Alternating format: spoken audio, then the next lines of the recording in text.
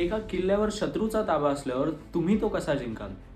तलवारींनी, तोफांनी की युक्तीनी? 1645 सालीमध्ये अवघ्या 16 वर्षांच्या शिवरायांनी त्यांचा पहिला किल्ला जिंकला. नमस्कार मंडळी, मी आयुष बोराडे आणि तुम्ही पाहताय स्वराज्य संघर्ष, एक अशी एपिक सिरीज ज्याच्यामध्ये आपण रायरेश्वराच्या शपथेपासून ते रायगडावरच्या राज्याभिषेकापर्यंतचा जो स्वराज्याचा प्रवास आहे तो पाहणार आहोत. हा आहे एपिसोड 2, किल्ले तोरणा.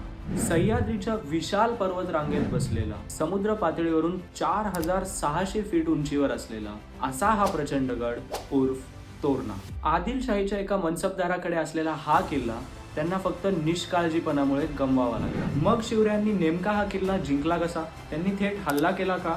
तर नाही, त्यांनी रणनीती वापरली. त्यांनी शक्तीपेक्षा युक्ती श्रेष्ठ असं मानलं. महाराजांनी गुप्तचर पाठवले, कमजोर जागा शोधल्या आणि अपेक्षित नव्हतं तेव्हाच आणि अपेक्षित नाही त्याच जागेवरून हमला केला.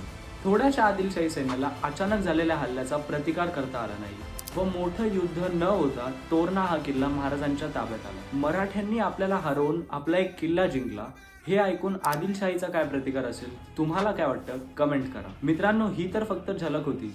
तोरणा काबीज किल्ल्याचा पूर्ण डिटेल्ड व्हिडिओ माझ्या यूट्यूब चॅनलवर अवेलेबल आहे. त्याला नक्की सबस्क्राईब करा. भेटूया नेक्स्ट व्हिडिओमध्ये. जय शिवराय.